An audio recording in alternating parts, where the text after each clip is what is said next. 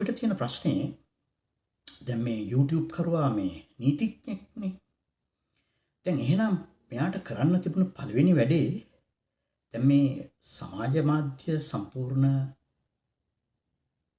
මුසාවක් මේ බොරුවක් මහා අපරාධයක් කරලා තියෙනවා නම් එහෙනම් පළවෙනියම කරන්න තියෙන්නේ සමාජ මාධ්‍යකරුවන්ට නිନ୍ଦා අපහාස කරලා වීඩියෝ පට හද අප්ලෝඩ් කරන එක නෙමෙයි.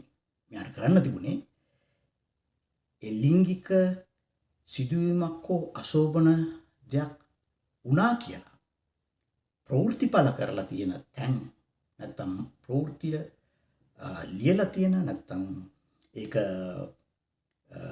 බෙදා හරින අයට එරෙහිව නීතිමය කටයුත්තක් කරමින් පටන් ගන්න. මොකද මෙයා YouTube කරුවෙක් වගේම නීතිඥයෙක්නේ. එහෙම නැතුව මේ මාධ්‍ය මේ සමාජ මාධ්‍ය හැසිරෙන සමාජ මාධ්‍ය භාවිතා කරන සමාජ මාධ්‍යකරුවන්ට ජඩයා කාක්කා පරයකි කියා ඉඳලා වැඩක් නැහැ. එයාගේ මූලික වෘත්තීයමය කටයුත්ත නීතිඥකමනේ. ඊට පස්සේනේ YouTuber කෙනෙක් වුණේ. එහෙනම් එයාට පළවෙනියෙන් තියෙන එයාගේ නීතිමය වෘත්තීයමය කටයුත්තට අදාළව කටයුතු කරමින් මේ සමාජ මාධ්‍ය තුල බොරු බේගල් කරන අපහසු පහස කරන මිනිසුන්ගේ චරිත ඝාතනය කරන අයට විරුද්ධව නීති අනුකූල කටයුතු කරන්න තියෙනවා. නමුත් ඒක කරන්නේ නැහැ.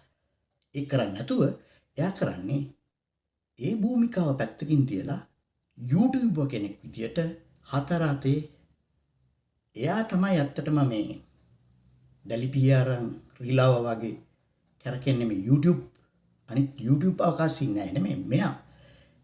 එයා ඒක කරමින් බැන හතර අතේ ඒ කටයුත්ත කරනවා. අපි මේ මහත්මයාට මතක් කරන්න ඕන කාරණා කීපයක් තියෙනවා. ඒ තමයි මේ මහත්මයා ඔය YouTube අවකාශයේ ජනමාධ්‍යකාරයෙක් වෙන්න ඉස්සෙල්ලා